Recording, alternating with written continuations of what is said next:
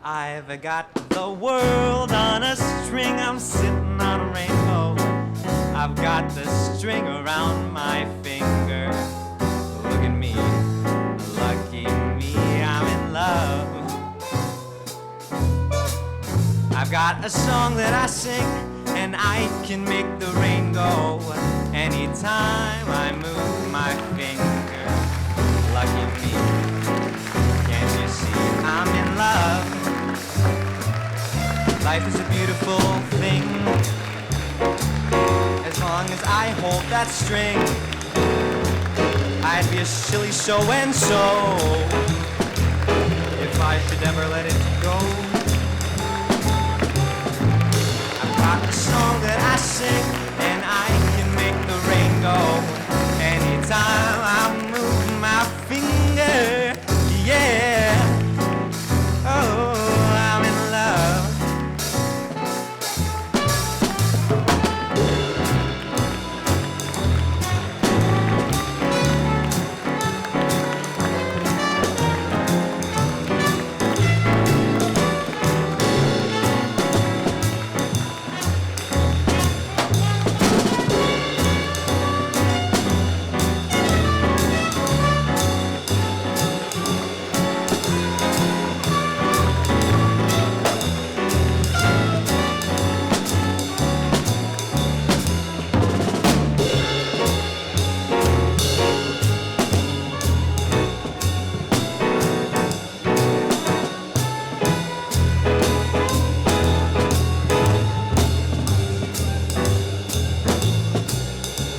The world on a string, I'm sitting on a rainbow.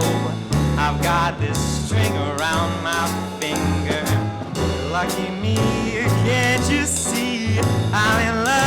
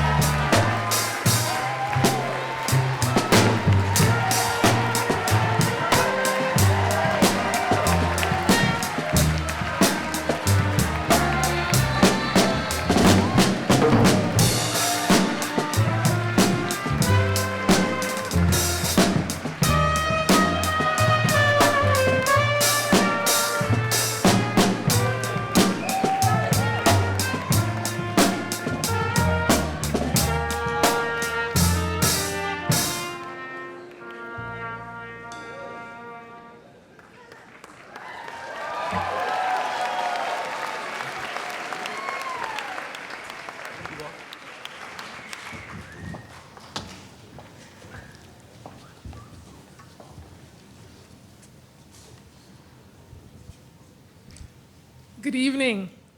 On behalf of the Board of Trustees and our graduates, I would like to welcome you all, parents, guardians, families, friends, students, faculty, and staff, to the Berkeley Carroll School's commencement exercises for the graduating class of 2023.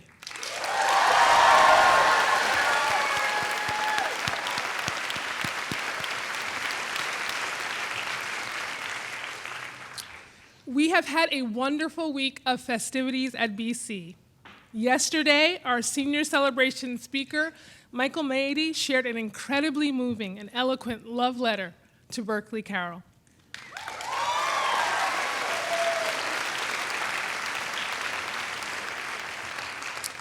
He even put the possibility of a 5th year of high school on the table, but then noted that it was not to be. It was not, he said, up to him. I was inspired by Michael's words, and I've been reflecting since last night on the possibility that it is perhaps up to me. I just might be able to grant our seniors another year of upper school. We would certainly be the better for having you with us a little while longer, but indeed, it is not to be. Although bittersweet, a tremendous sense of excitement attends the graduation ceremony each year, and rightly so. This is an event long anticipated and steadfastly pursued over a fifth to almost the full of our graduates' lives. In recent days, there have been more than a few tears and expressions of disbelief from parents and guardians who are amazed that their children's time at BC has concluded so quickly. In this, my 4th year as head of school, I too am astounded at the swift passage of time. We have experienced quite a few challenges and our share of triumphs over the course of these students' upper school years. Standing before you this evening, I, for one, am feeling the nostalgia, the elation, and the relief of a graduating senior. Commencement represents a going forth. It recognizes the transition from a place of familiarity that you seniors have known during your most formative years to new and as yet unfamiliar communities from which you will emerge as independent adults. Like previous graduates, each of you embodies this transition, sharing both a common journey and distinct paths that have brought you to this day. But unlike many, apart from your near peers, you were faced with an unprecedented convergence of epidemiological, sociological, and political disruptions during your early years of high school. I have often felt that the essence of a class is revealed more fully during difficult circumstances rather than in times of ease, and I am pleased to report that you have navigated these troubles with resilience and perseverance, returning to the schoolhouse at last with enthusiasm, determination, and joy. You have not taken this time for granted. Rather, you have come together in friend groups and affinity groups, in ensembles and on teams, in classes, and in community. Bearing myriad identities, you have lived, learned, and dare I say, loved within a collective that continues to chase the best iteration of itself and that seeks to do something rarely attempted in the elementary, middle, and secondary schools of our country, namely embracing the work and the reward of holding space for students who claim a broad spectrum of social identities. Historically, our young people have rarely attended schools that strive to be a home for students of different races, ethnicities, gender, LGBTQIA+ identities, and socioeconomic backgrounds. And so, during your time at Berkeley Carroll, you have had an opportunity to contribute to the unfinished work of our school and our nation. The young people assembled here in their well-earned regalia have met challenges and marked victories as academics, athletes, artists, and activists. Their passion, acumen, and diligence have allowed them to glean accolades and prizes across various disciplines and domains. They have developed mastery in the methodology of historians, scientists, outfielders, writers, debaters, and painters. The excellence of our students has been recognized internally as well as in local and national competition. This evening, we add our kudos to those that have already been shared with our graduates across the years and also in recent days. During the season of commencement, my thoughts turn to our parents and guardians as often as to our graduates. And this year, I've been thinking quite a bit about one of my parents, my stepdad, whom my children call Granddaddy. During Memorial Day weekend, one of my daughters offered that their granddaddy was a Cinderella character. Raised for a time by his uncle during childhood, my stepdad was made to work while his cousins, his uncle's children, went to school. A clever boy, my stepdad devised a plan to change his fate.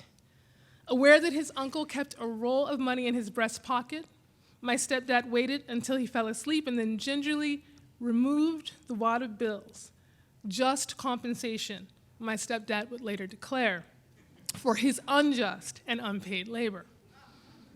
With little more than this cash and the clothes on his back, my stepdad rode a rundown bike several miles to the city of Memphis, where he was taken in and cared for by Miss Pauline, a family friend who would nurture and support my stepdad until he was old enough to make his way to opportunities that he had heard awaited in Chicago. Working the night shift on the assembly line at Ford Motor Company until he retired, and occasionally holding down a side job as well, my dad relished his work. His labor, his resilience, his dedication provided me with the opportunity to pursue my dreams and my life's work. If my stepdad's was a Cinderella story, his happily ever after was seeing me attain the education that he was denied. Our accomplishments are never solely our own, and so I would like to lift up the parents, the guardians and siblings, the grandparents, aunts and uncles who have made a way for our graduates. I would like to thank the teachers, advisors, and counselors who have mentored and shepherded them. I want to honor the way in which these seniors have shared their friendship and their care with one another. During the admissions cycle, we tell visitors that from the earliest years of lower school through middle and upper, we hope to cultivate in our students the capacity and the desire, not only to answer, but also to ask good questions. Class of 2023, as you head off to the colleges, universities, internships, and careers that await you, I believe that your time at Berkeley Carroll has prepared you well to meet this aspiration, and I hope that we have left you amazed and excited by how much more there is to know. Thank you.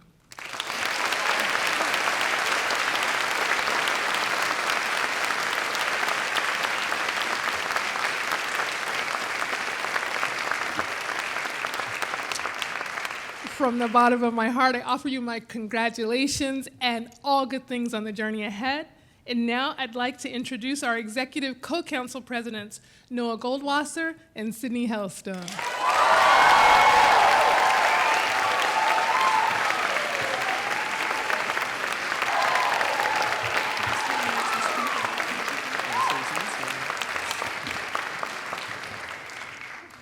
Good evening, Dr. Waller, Miss Moore, Christina Swarns, faculty, parents, family and friends, and the mighty Berkeley Carroll class of 2023.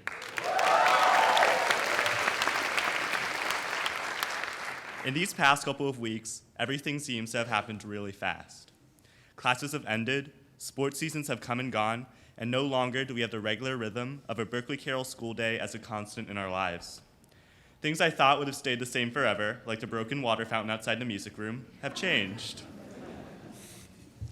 But just like that water fountain, which now flows with vigorous energy, might I say, this change we are about to undergo is exciting. Today is a celebration of us, the class of 2023. It's a celebration of everything we've done here, everything we've contributed to this community, and everything we've learned from each other as well. Whether you came here as a cranky toddler or as a fabulous 8th grader like myself, we all have spent several of the most formative years of our lives together. And Sydney and I are so thankful to have been shaped by all of you. As a class, we've been leaders, written dazzling Great Gatsby essays, taken the stage, and somehow managed to wire up cardboard houses in physics.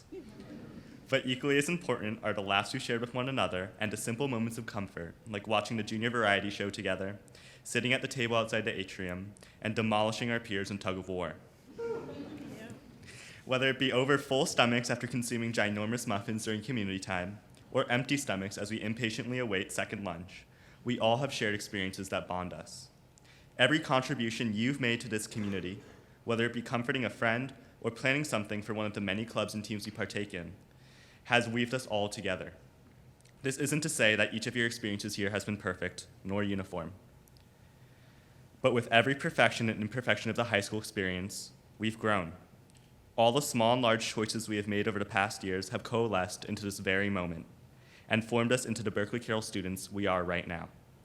This in turn has prepared us, in about an hour, to be our own people, independent of this community, but still connected to it. Now, we know that this room is full of a spectrum of emotions. Some of you might be itching to sprint out with your diploma, while for others, leaving this community represents a great and nerve-wracking leap. But in both cases, Noah and I implore you to continue to care about the many communities you will enter in your lifetime. To quote Caroline Wagner, CEO and president of Essence magazine, "It is not so much about what the power of your presence after today will do in the world. What's more important is how powerful your absence will be if you don't do what you're supposed to do in the world." We have no doubt that we are all destined for greatness. Right in front of me, I see future composers, politicians, educators, pilots, fashion designers, journalists, doctors, actors, entrepreneurs, influencers, and this mountain man right next to me. But no matter who we become, we will always be the people we are right now, albeit older and wiser. There is kindness that has pervaded through 181. Berkeley Carroll has raised us to become good humans, people who find ways to show up as themselves for their communities and its members. I'm sure that with all the experiences we've had here, that we are prepared to truly become critical, ethical, and global people.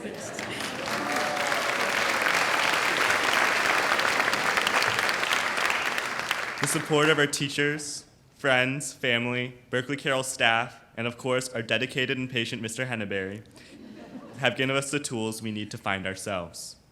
So in these final moments we have as students of the Berkeley Carroll School, be thankful to the people around you, to the people to your left and right, and most of all, yourselves. We have so much love for you all, and we hope you continue to bring your amazing selves to whatever you do. It truly has been an honor to grow alongside each and every one of you, and of course to be your co-presidents. So give it up for everything and everyone that has gone into the class of 2023 as we take one last step to receiving our diplomas.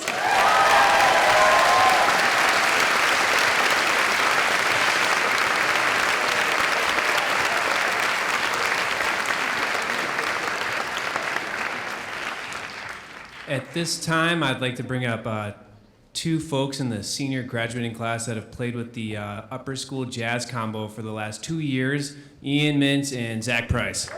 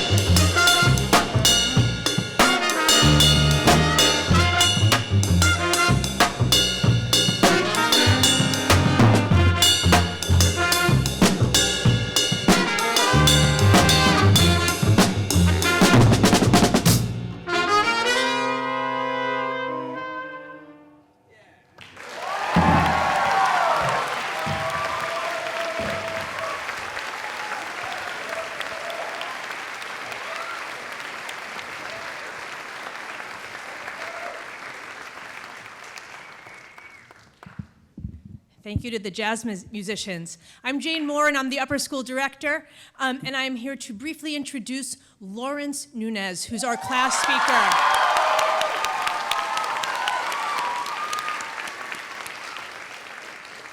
Each year, the faculty vote on a speaker from the senior class, someone who's in the top 20% of the class academically and has distinguished themselves as a community member. So it is my pleasure to call up Lawrence to speak to us now.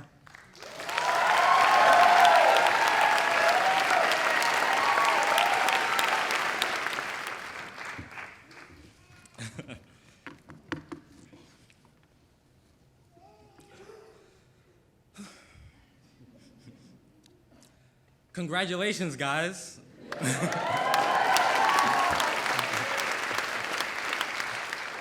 We actually made it to graduation. I hope each and every one of you understands the reality of this momentous occasion. Because I'm still getting over the fact that 2023 is more than just a random number at the end of our emails. But seriously, there were many times this year that I didn't think I'd even make it. But here I am. Here we are.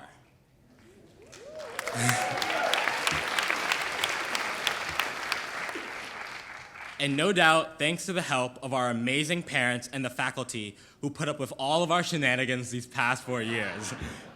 So it's only right that I start this speech off with some apologies. Sorry for all those times we came late to first period. The trains were delayed, okay? And we needed our coffee. And sorry for all of those times we left class for so long. It's not our fault that it takes 20 minutes to fill a water bottle. And sorry for falling asleep during every 9th grade Spanish class because we stayed up way too late procrastinating on our homework and never got enough sleep, and those conjugations were just not making sense. All right, maybe that last one was just me. Sorry, Senor Mariana.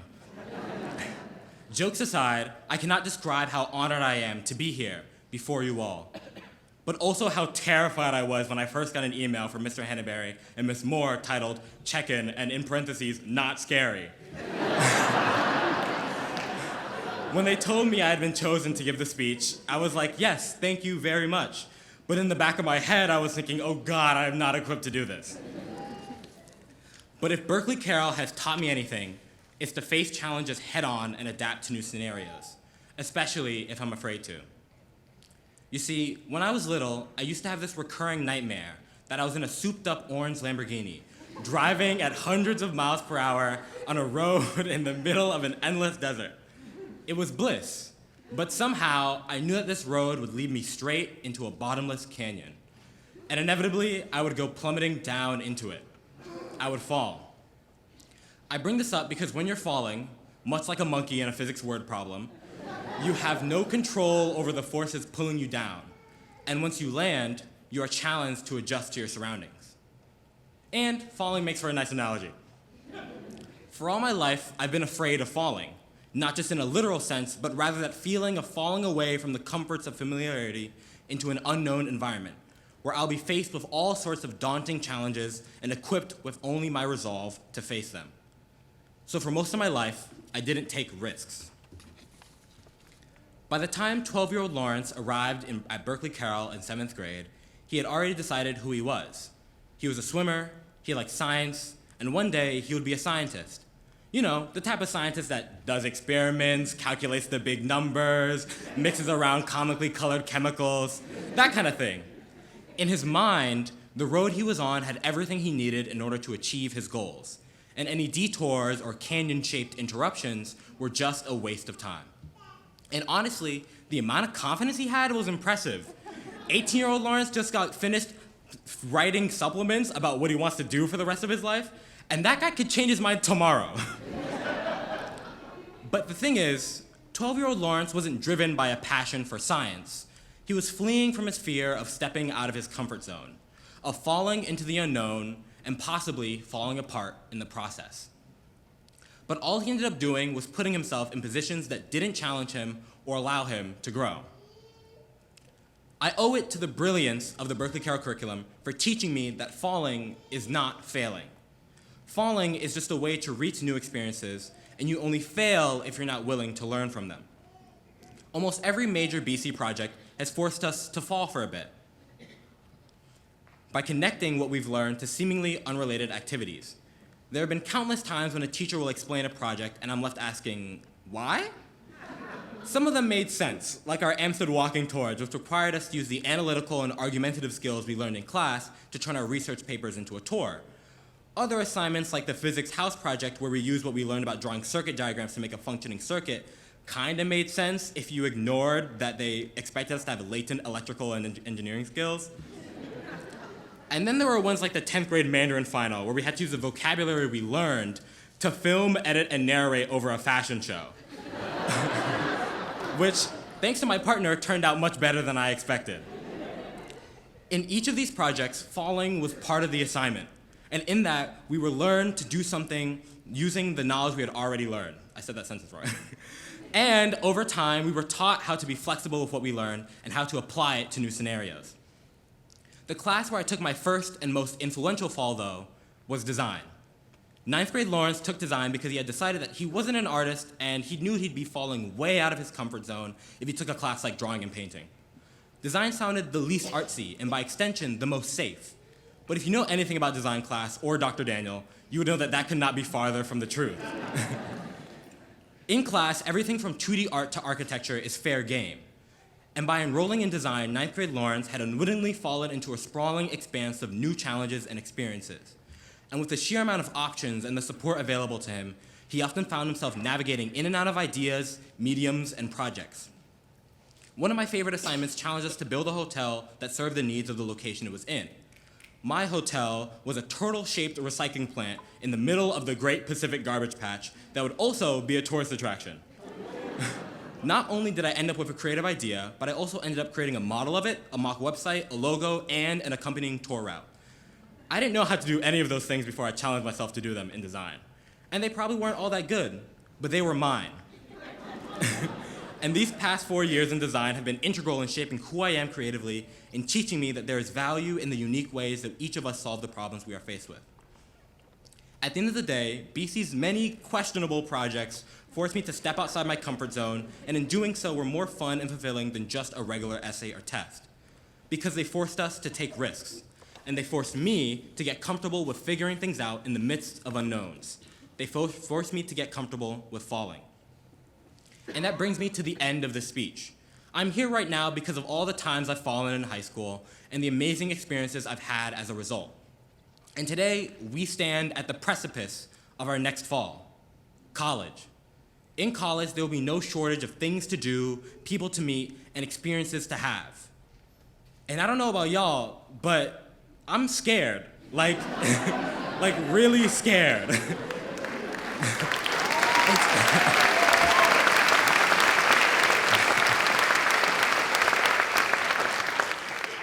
It's hard for me to imagine going to a school that isn't Berkeley Carroll, where I can't mess around with the people I consider family during lunch, where I can't chat with the librarians or Mr. Mabry during my free periods, and where I won't be able to see you all stumbling through the mess that is high school, learning who you are, and celebrating each other for being your funny, thoughtful, and creative selves in the hallways. And I'm gonna miss that, because I've fallen a lot over these past 4 years, but it's been rare that I've fallen alone. All of you have supported me, taught me, inspired me to be the best version of myself possible, and I know that I'll never meet a group of teachers and students like you all ever again, and that I'll never be at a place like Berkeley Carroll ever again. But for that same reason, I'm excited. I'm excited to see the things we'll achieve in college and beyond, because I know that all of us will continue to teach, lead, and inspire during these next 4 years, and because I've seen every day that we're capable of changing the world around us. So this is my call to action for you all. It's okay to be afraid to take a risk, but never let that stop you. Apply yourself. Believe in yourself, because you are up to the challenge. And most of all, never be afraid to fall. Thank you.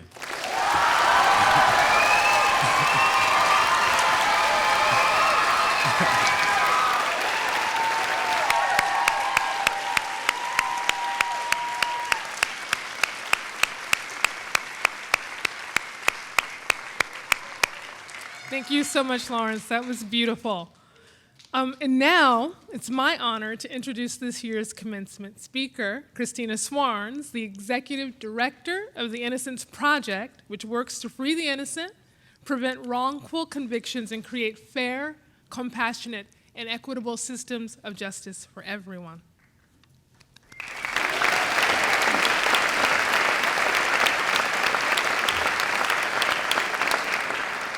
Since its inception, the Innocence Project has helped to free or exonerate more than 240 people who collectively spent more than 3,600 years behind bars.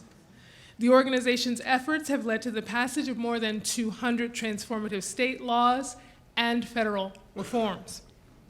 Christina earned a BA from Howard University and a J. Yes, I know. I knew I couldn't get past that. And also a JD from the University of Pennsylvania Law School. An accomplished attorney, she is one of the few Black women to have argued before the United States Supreme Court. She's the perfect commencement speaker for the class of 2023, who began their 9th grade experience with a trip to see the film Just Mercy, and whose members have demonstrated a keen interest in social and criminal justice. When invited to be our commencement speaker, Christina noted with admiration that Professor Elizabeth Hinton, one of the country's leading experts on criminalization and policing, had visited Berkeley Carroll to honor the legacy of Martin Luther King Jr. earlier this year. The admiration that Christina conveyed is certainly mutual, and so I'd like you to join me in welcoming this year's commencement speaker, Christina Swarns.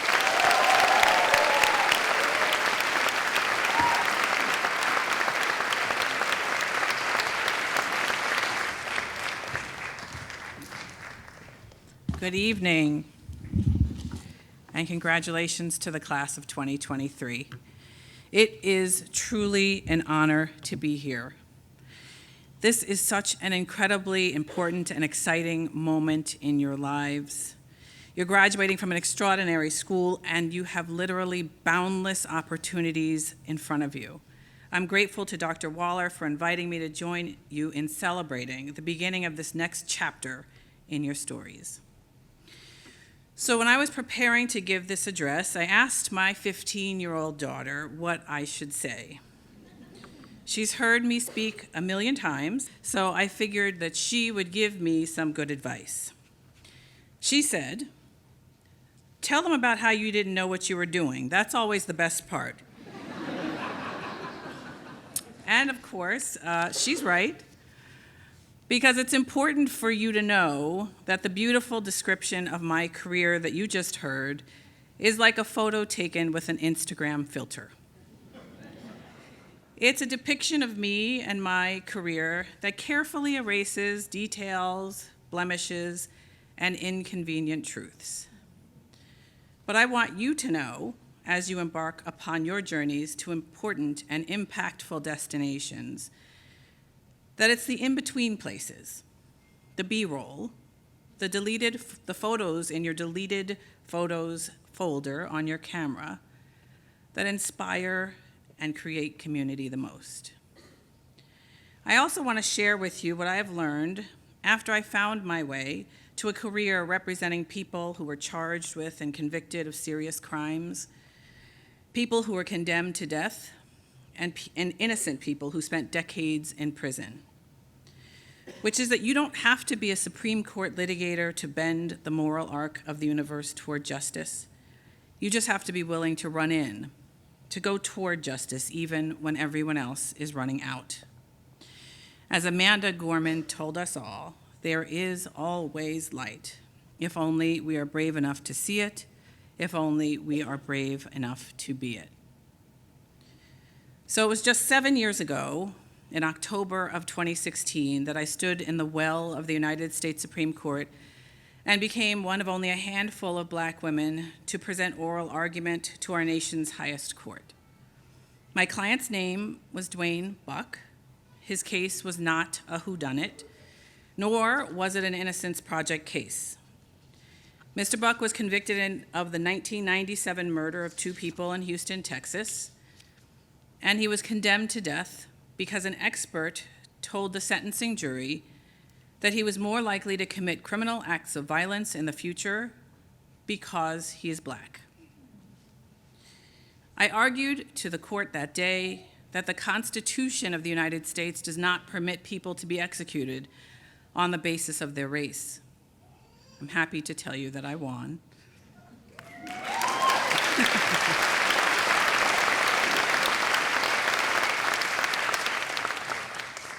Chief Justice John Roberts, writing for a 6-2 majority of the court, said, and I'm quoting him, "Our law punishes people for what they do, not who they are.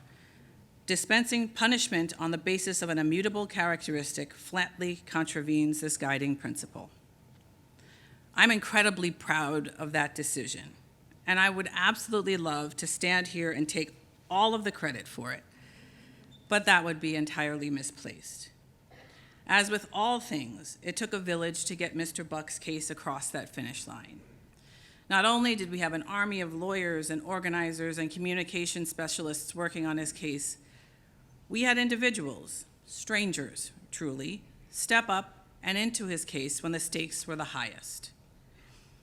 In the years before we got to the United States Supreme Court, the district attorney in Houston, Texas, sought an execution date for Mr. Buck, and the case started receiving a lot of media attention. As you might imagine, those were dark and scary days for us. Out of nowhere, we received a Facebook message asking for the transcript of the race as dangerousness testimony. So we sent it. It turned out that the person who was making the request was one of Mr. Buck's trial prosecutors. She was horrified when she read the testimony. She didn't remember it, and she had never before spoken out against a case that she had prosecuted, but she was not willing to stand by and allow Mr. Buck to be executed based on his race. She joined our campaign to save his life, and she was with us in the court on that day that the case was argued in the Supreme Court. She wasn't the only one to step forward, not the only stranger that came to our aid. One of Mr. Buck's surviving victims also heard about the case, joined our cause, and traveled to DC to support us in the oral argument. And that's not all.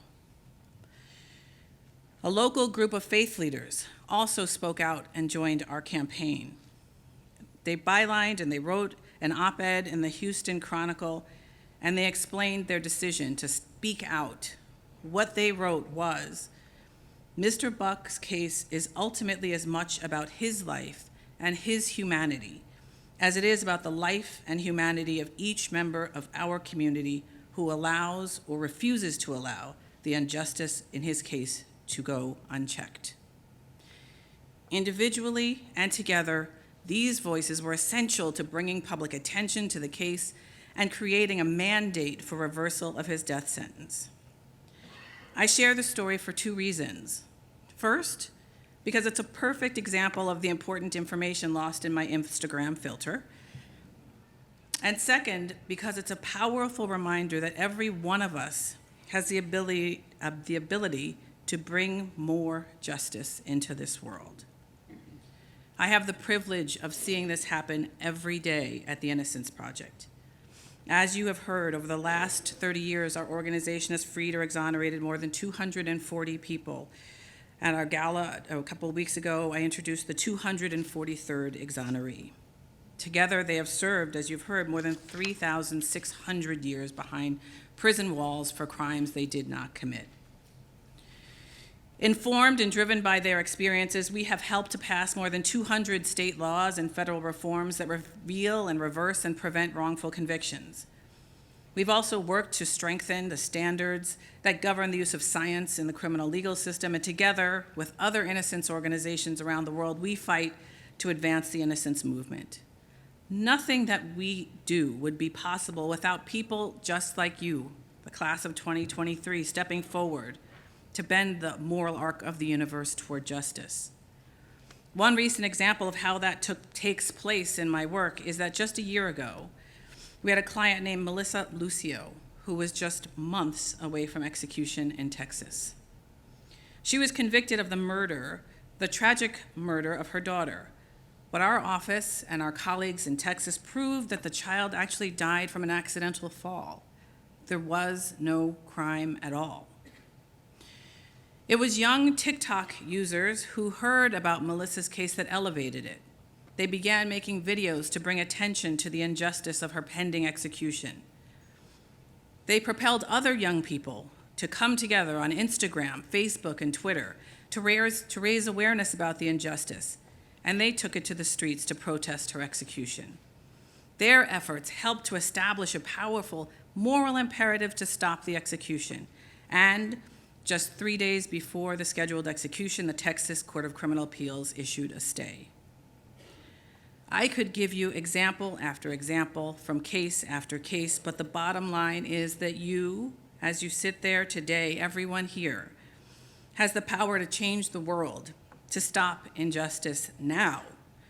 You don't have to wait until you get a specific job or title or salary, because again, there is always light if we are just brave enough to see it, and if we are just brave enough to be it. So now I'll give you my daughter's portion of this presentation. I'm acutely aware that arguing before the Supreme Court and being the executive director of the Innocence Project invites assumptions about the road that brought me to this podium. Many of you graduating today are on that very road. You know exactly what you want to do with your career. You have already identified a college major. You have potential summer internships lined up. You know what professors you need to take. You have volunteered in your chosen field. I am awed by those of you that have such clarity of vision. At the Innocence Project, I often interview and hire people whose resumes suggest that they dedicated themselves to criminal legal system reform straight out of the womb. And I am amazed. That, my friends, was not me. And I know I'm not alone. I was a high school graduate who did not have it figured out at all. And it took me a good long time to figure out what I was going to do. You see, I wanted to be a hairstylist. I wanted to be an archaeologist. And then finally, I saw a movie called The Verdict and decided that I was going to be a lawyer that gave powerful closing arguments and presented big cases to the Supreme Court. The only problem with that was, first, I was incredibly shy and introverted as a child. I remained paralyzed by the idea of public speaking well through college. And I didn't grow up with lawyers in my family. I didn't know anything about the process of becoming a lawyer. So I kind of had to make the road by walking. I interned at a prosecutor's office while I was in college. These were the nicest people in the world because I had exactly no valuable skills. And I hated it. So by the time I started law school, I was sure of only one thing. I would never, ever practice criminal law. Once I got to Penn Law School, my peers started talking about things like joining the law review. I did not know what that was. And clerking for judges. I couldn't figure out why people would do that. I took tax law and constitutional litigation. I took corporations and employment discrimination. By the third year of law school, I was confused and overwhelmed. I stopped interviewing for jobs. I took the bar and came home with a Penn Law degree and no idea what I was doing. I wound up picking up the phone and offering myself up as a volunteer at the one place that I knew I might want to work, Thurgood Marshall's law firm, the NAACP Legal Defense Fund. I told them I would happily work on anything they wanted me to do. And so, in an ironic twist of fate, I was promptly sent to the Capital Punishment Project. And the rest is history. For years, when I spoke publicly about my career, I skipped over this entire chapter of my story. I believed that the disclosure of this truth would somehow undermine the bona fides of my success. I now realize that I was, of course, completely wrong. I have learned that the fact that I went from being an introverted and confused teenager to arguing before the Supreme Court and now leading the Innocence Project that resonates with people in a way that's different from a straight line of success after success. I know that my story makes my accomplishments accessible to everyone, including those, like my daughter, who are still finding their way, and I'm incredibly proud that it does. I want every one of you to know that no matter where you are on your journey, you can absolutely wind up on a podium just like this one, even if you'd want to be a hairstylist or an archaeologist. Know for sure that I will be cheering for you all along the way. I wish you the best, class of 2023. Congratulations. We're particularly lucky to have Dr. Hughes with us. As many of you know, Dr. Hughes and his wife just had their second baby just about a week ago. Congratulations. And so I'm particularly delighted to introduce Dr. Jake Hughes. Thank you. What a great set of speakers we've had here. It's really an honor to be included. I'd just like to take a second to thank all of the parents, guardians, and loved ones for the time, energy, and effort and love that you've poured into these seniors to get them here. Thank you.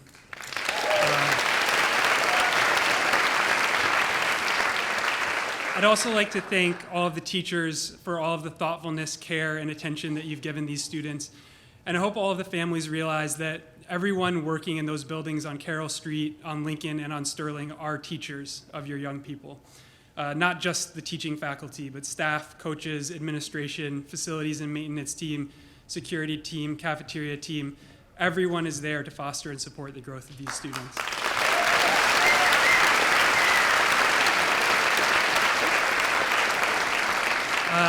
And finally, I'd really like to thank the seniors for all of their patience and resilience, and on a personal level for asking me to speak here today. This is also my last year at Berkeley Carroll, and as my literary horror students will attest, I've had the worst case of senioritis of anyone here. But it's really special for me to be able to share this time with you, so thank you.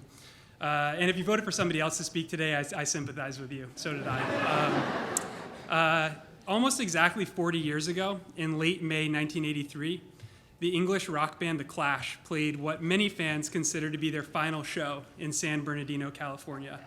By all accounts, it was something of a disaster, arriving on stage 2 hours late to a new wave festival funded by Apple co-founder Steve Wozniak. The Clash are bedraggled and disillusioned, thousands of miles from home, exhausted and stretched thin from a tour across the US Southwest that culminated in a contentious squabble with Apple over high ticket prices and the Clash's demand that $100,000 go to charity. The band are in disarray. They've recently kicked out longtime drummer Topper Heaton for drug use, and guitarist Mick Jones and group leader Joe Strummer are barely on speaking terms. When they hit the stage, Joe Strummer's earpiece is malfunctioning, and he struggles throughout the show to hear himself in front of the massive 140,000 person festival crowd. And to top it all off, although probably appropriately given the general nature of punk rock, Paul Simonon's bass is terribly out of tune.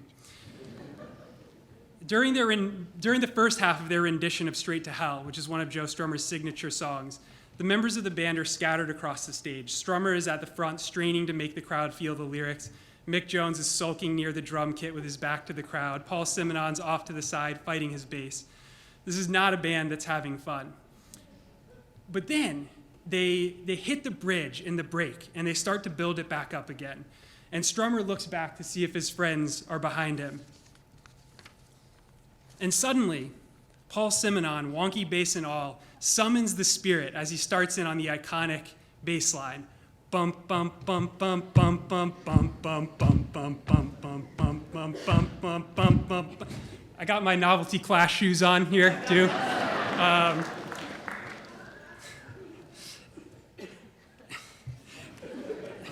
Simonon turns and walks over to Mick Jones, smiling mischievously. And it's as if the great demon of punk rock has compelled them. Mick Jones grins and cuts in on his Stratocaster, amplifying the riff. And together they strut to the front of the stage to join Strummer, who's siphoning the sublime spirit of rock and roll from his bandmates, finds the muse and kicks into his patented electric leg spasm and launches into the next verse. For one cacophonous moment, the band paradoxically transcend all the noise. They rediscover and resurrect together the spirit that had, for a brief time, made them worthy of their nickname, the only band that mattered.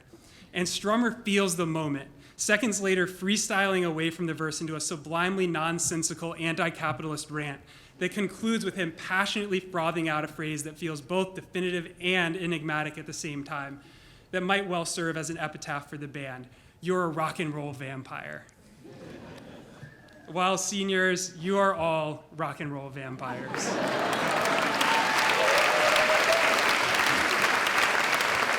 Over the past 4 years, have you not at times been overwhelmed, drowned out by the noise? Have you not struggled to be heard? Have you not felt fragmented and lost, alone and uncertain of your friends and even of yourself? As if the challenges of finding your identity as a class weren't difficult enough in the early days of ninth grade with new friends, and for many of you in a new space, you were met with COVID just as you started to get into the swing of things, and the difficult realities of remote learning set in. Things got pretty bleak. A whole year of remote learning, screen sharing, breakout rooms, pair decks, jam boards.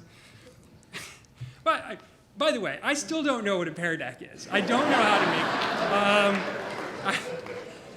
Masking, spit tests, spit buckets. I know Mr. Henneberry remembers that. Intergrade groups, remember those?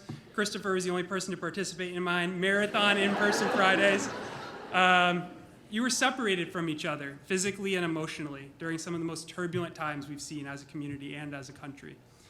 And yet, how have you risen from those depths and from that darkness? How have you emerged resplendent and resilient with a burnished gleam and a glimmer of transcendent power amidst all the stress and the uncertainty? You're rock and roll vampires.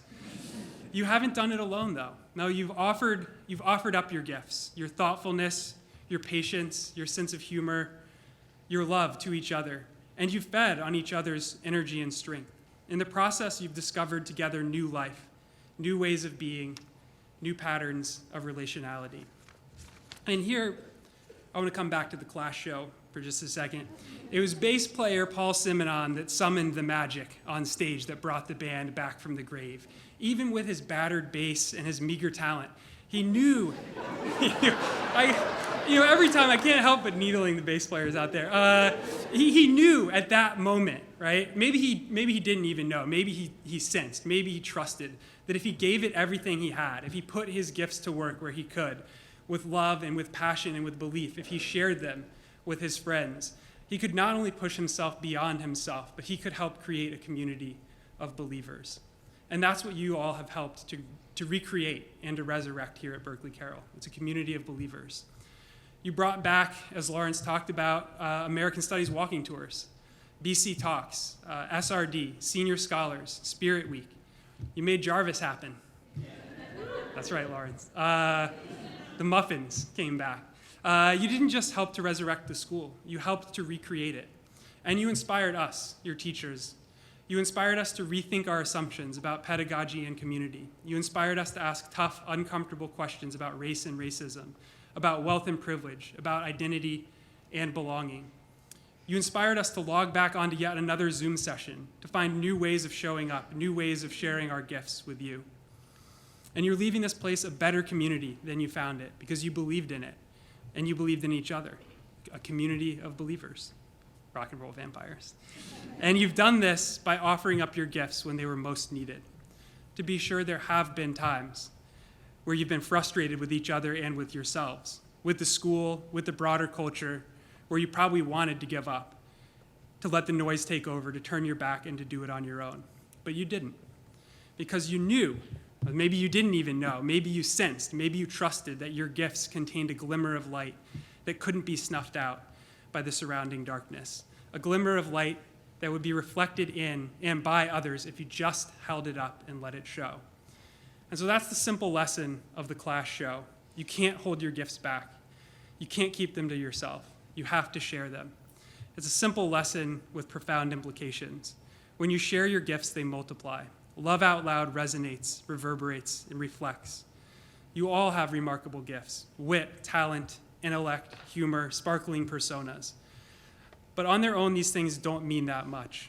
Only when you risk giving them up and giving them away, offering them to others when needed, do they achieve transformative power. What is yours to bestow is not yours to reserve. So says Viola Cesario to Olivia in Shakespeare's Twelfth Night. You can't hold back the gifts that you have. What is yours to bestow is not yours to reserve. And I'm taking this out of context here, which is my prerogative as an English teacher. I have 3 degrees in English, by the way. Did you know that?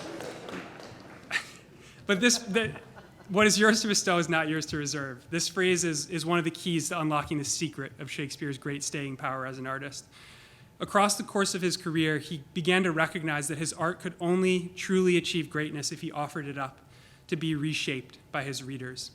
In the process of giving up interpretive control over his work, Shakespeare was able to tap into the timeless power of a community of believers who would continually reshape, recreate, and resurrect his art. These are the rock and roll vampires of Shakespearean drama. Shakespeare refused to keep his gifts to himself, instead offering them up, inviting and empowering his readers to bring their own gifts to his work and to participate in the exhilarating process of perpetually making new meaning together. And so that's my simple message for you seniors as you embark on the next stage of your journey. What is yours to bestow is not yours to reserve. You can't keep your gifts to yourself. Be generous enough to share your gifts, your talents, your passions, your beliefs, your loves with others. Be brave enough to offer up your doubts, your uncertainties, your frailties, and your failings, remembering in the spirit of punk rock that often your imperfections are the most profound source of your gifts. Give others a chance to reflect your radiating beauty, perpetually make new meaning together, and build together new communities of believers. In his post-Clash career, Joe Strummer, less combative and more contemplative with the wisdom of age, reflected back on the lessons learned during his noisy punk years in a song called On the Road to Rock and Roll. And I have to think he was recalling that magical moment from the last Clash show when, after asking his listeners to leave a little light in the wilderness for somebody to come upon, Strummer concludes, "There's a mirror in your soul. You should turn it to the sky." So I leave you all with the words and the wisdom of Joe Strummer. There's a mirror in your soul. You should turn it to the sky. Many thanks for all that you've done for the school, and congratulations. Thank you.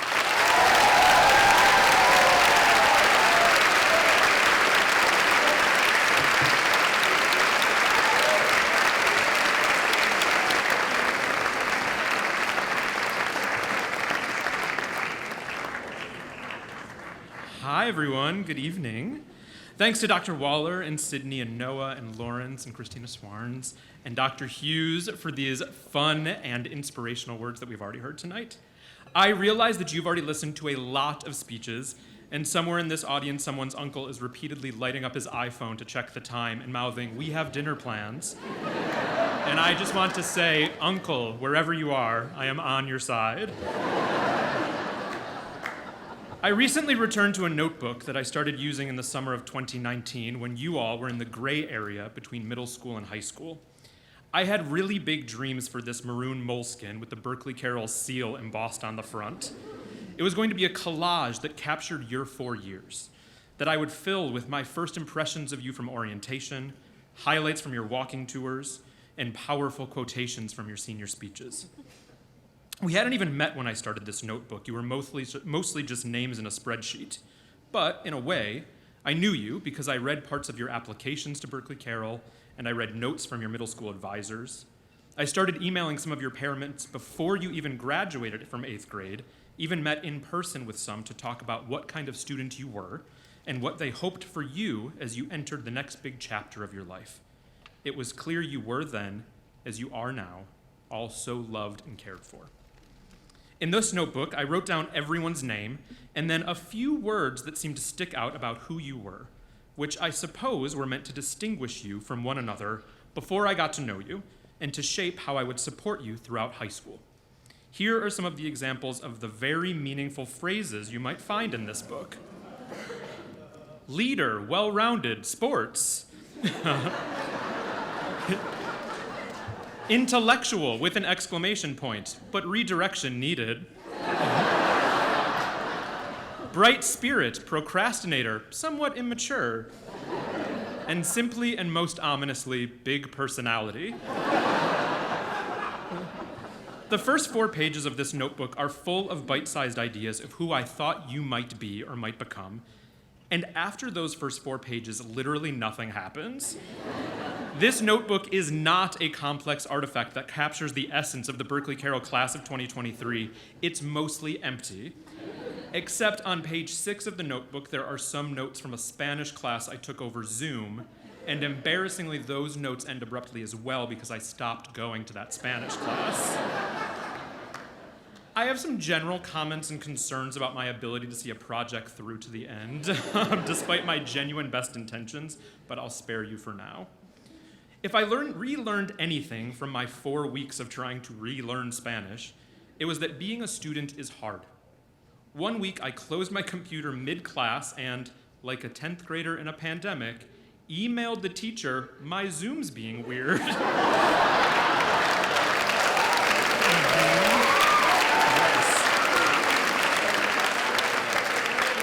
And I never went back.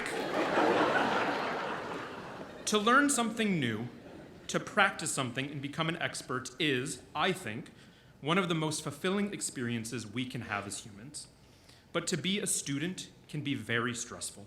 And today is one benchmark, perhaps of many over the course of your life, celebrating your commitment and dedication to your education. But back to the notebook. I've loved looking at these descriptors because it helped me realize that you are who you've always been, something Sydney and Noah said as well. Bright, well-rounded, intellectual. But you are also so different from who you were and who I thought you'd be. Class of 2023, you embody an incredible capacity for and openness to growth, and that's not to be taken for granted. I've watched you become comfortable with yourselves. As Michael beautifully reminded us at the senior celebration last night, 9th graders desperately cling to each other. They pack themselves by the dozens around a single lunch table, and they huddle tightly in the atrium, and they touch each other constantly. You did all of those things, and now you move through the world independently, confidently, assuredly. With age, you've come to understand that who you are is of far greater importance than who you're with. You've expanded your worldview and increasingly see and think about the experiences of others. You've matured. So many of the notes in the notebook said a version of needs to mature, or somewhat immature, or really immature. And here you are today. You compose music, you research bacteria, you attend games and concerts to support one another, you tutor younger students, you advocate for yourselves, you speak up when something is not right, you take care of each other. As you leave this community, remember that you have the ability to grow into the person you want to be and the person your next community will need you to be. And you also must take care of the amazing person you already are. So, I didn't keep up with the grand plan of the class of 2023 notebook, and I abandoned Spanish class, and my desk is covered, as many of you know, in Post-its and index cards, many of which I can't remember why I wrote what I did right. I unfortunately have a lifetime of half-finished projects piled up all around me. I'm not proud, but it's part of how I work. Therefore, though it seemed inevitable, what feels almost remarkable about today is that you and I have followed your journey through the upper school to its bittersweet end. Your time, all of it, as a Berkeley Carroll student is over. It's as done as it can be. The adults at Berkeley Carroll have, for now, given you everything we can, and you've given us everything you can. You have to leave, and you are prepared. I mean, that's... I guess I mean it in all the ways, in every intonation, I mean it. And you're prepared to go. That's the beauty in finishing one thing fully with your whole heart, as I believe you have. You're ready to take on something new. I hope you know that I and your hilarious, generous, and caring advisors are so proud of you. Can we take a moment to appreciate your advisors?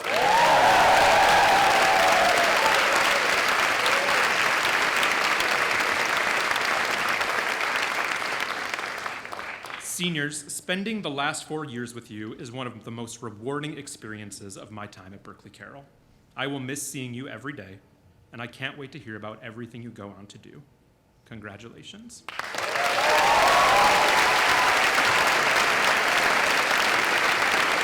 Y'all want some diplomas? All right. Is that tape ripped off the side of the row, Leah? All right, you're ready. Ready, first row? Let's do it.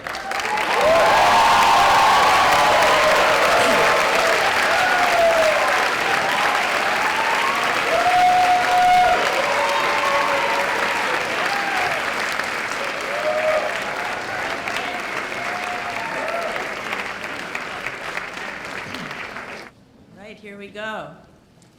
Aaliyah Ajin.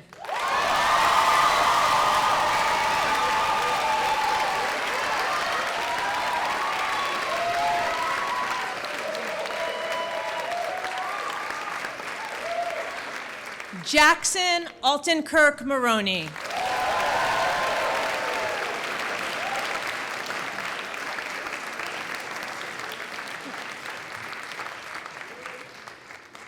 Julian Peter Anatole.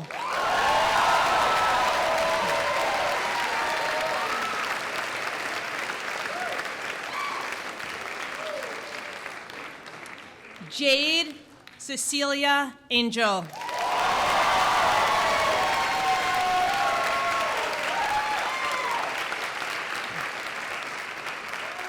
Maxine Ascona Miller.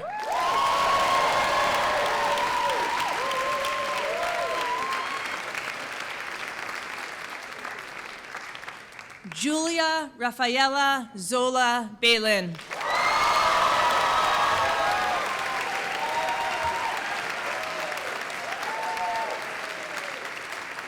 Mark Christopher Blake II.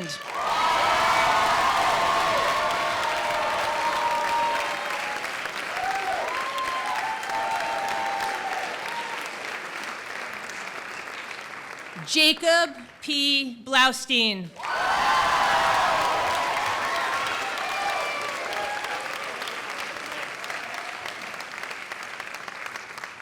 Felipe Brick.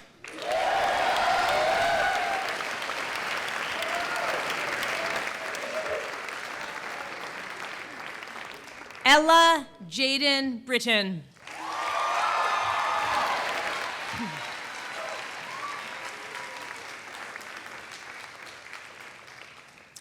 Christiane Ruby Victoria Calixte.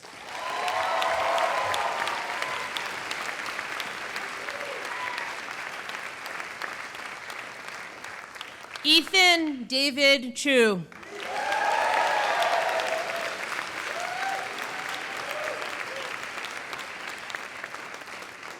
Amba J. Darce Campbell.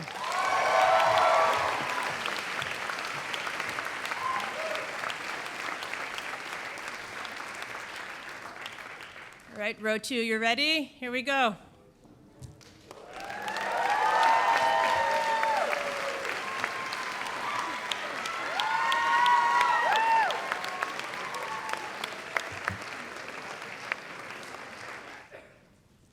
Teddy Townsend Davis.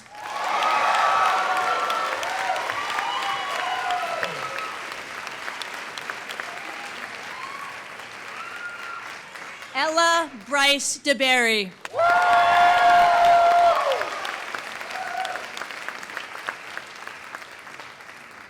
Asher Damasco.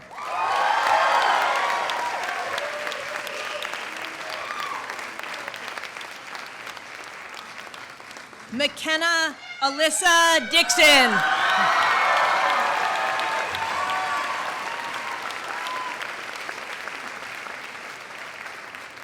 Colin Fitzgerald Dunn.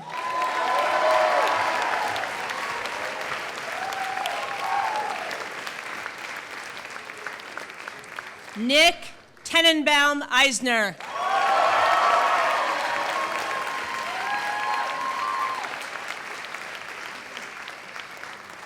Sigrid Elizabeth Keith Eklund.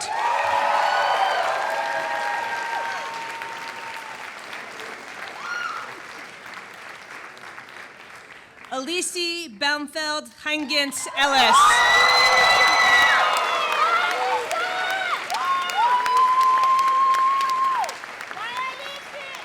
Gia Lena Fasari Castilla.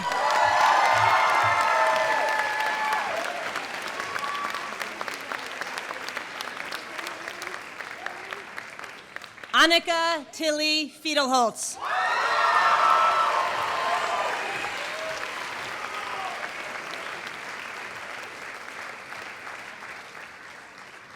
Ruthanna Gordon Flint.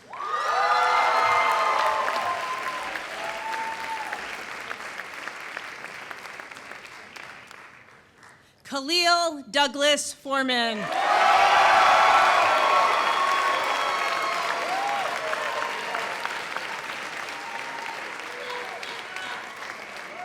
Noah Kim Goldwasser.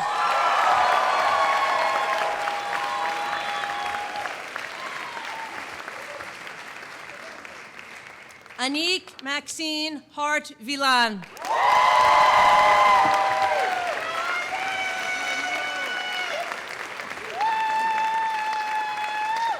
And row 3, here we go.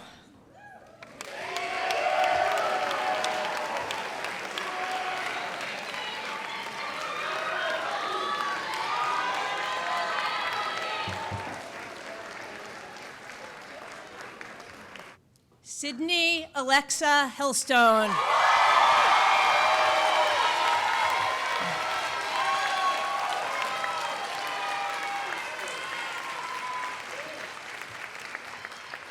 Serafina Holzer.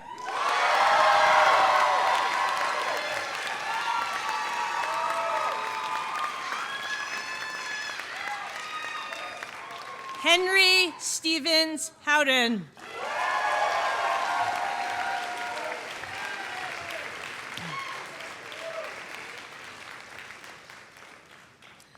Leah Shaha Johnson.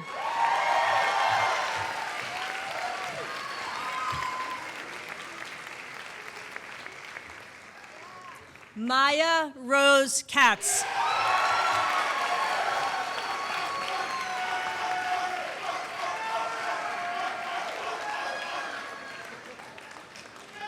Luke Paul Kretschmann.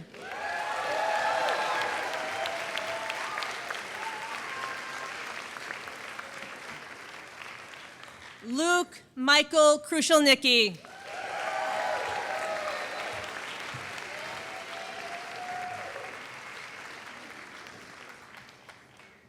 Jamie Kernev.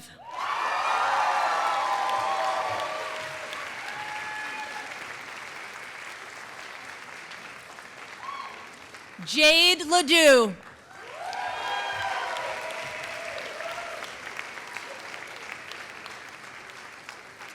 Severin Sao-Lon Louis Smith.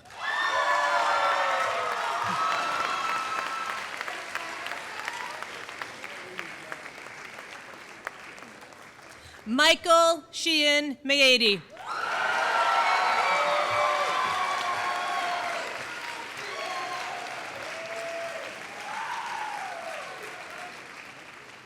Jackson Alexander Mavridis.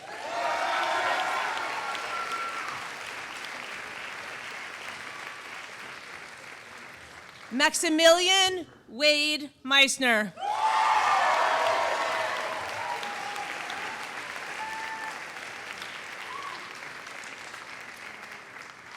Graham Benedicto Milford.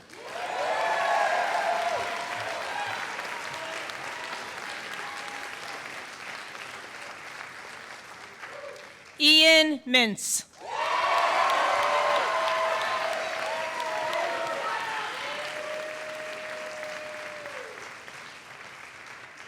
And row 4, here we go.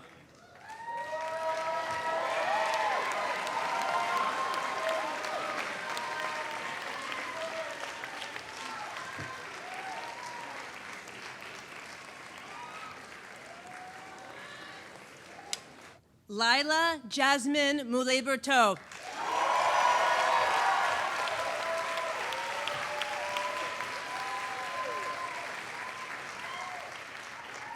Saba Naini Ukmar.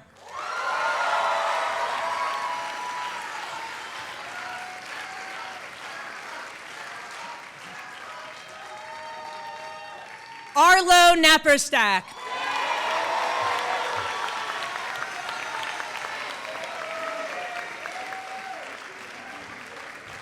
Chiara Lea Novazio.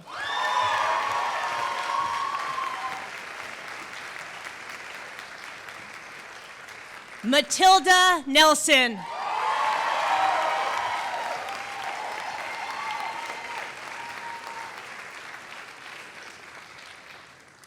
Fatumata Yangaju.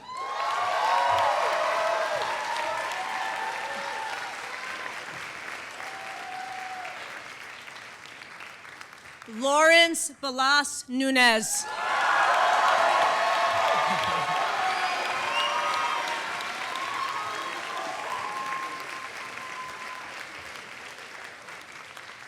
Lola Claire Pawar.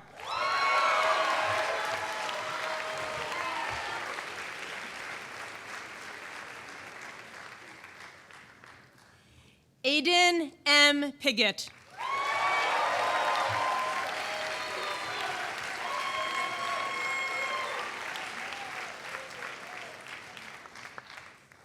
Zachary Adam Price.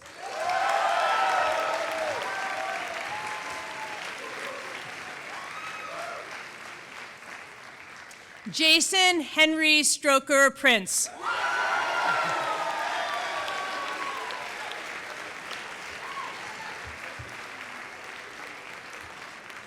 Rahul Raghuraman.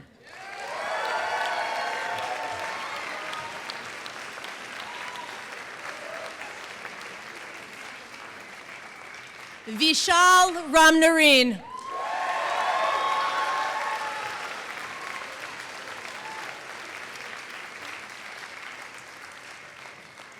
Ashley Bingham Rosenblum.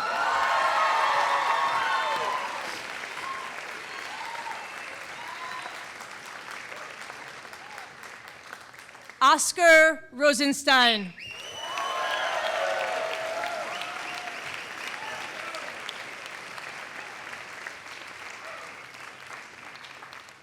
Lane Elizabeth Rubel.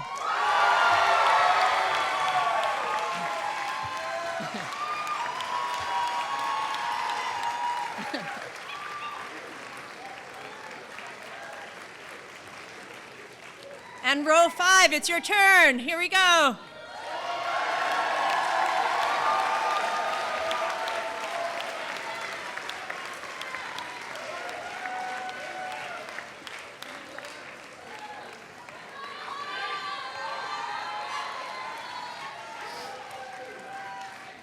Marius D. Ryan.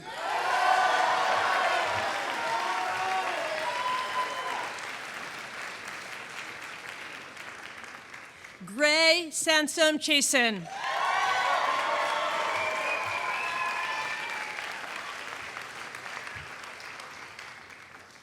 Shuin April Seitz.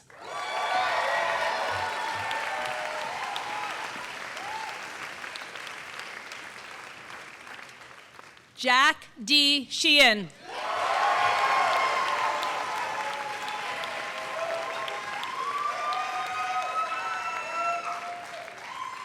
Eliza Jane Smith.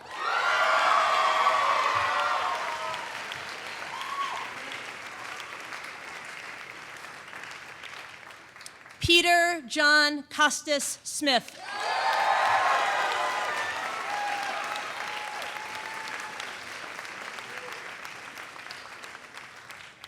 Finora Grace Swan Lawley.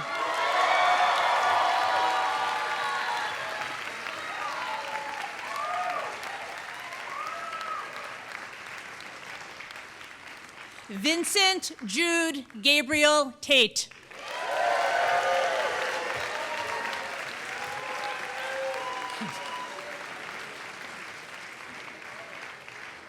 Eva Monique Marianne Vandenberg.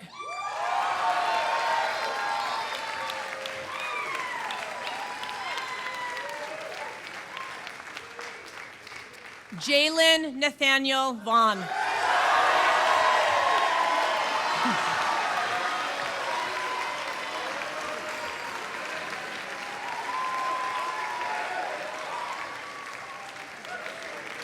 Cecilia Grace Vickers.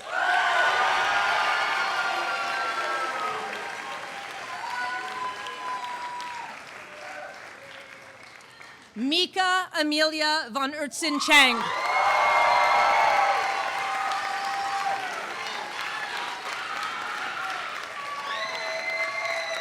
William Guy Nathaniel Vallier.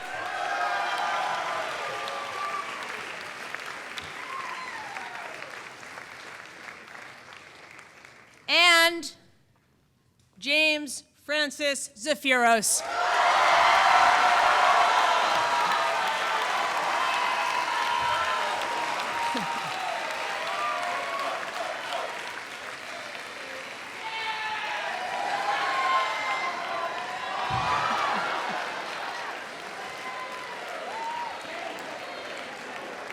As we wait for the last graduates to get back to their seats, when we're all done, the graduates are going to process out, and then families, you'll meet them downstairs for a reception.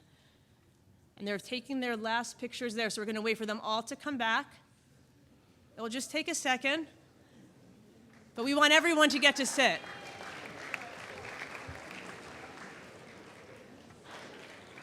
Class of 2023, you are now graduating!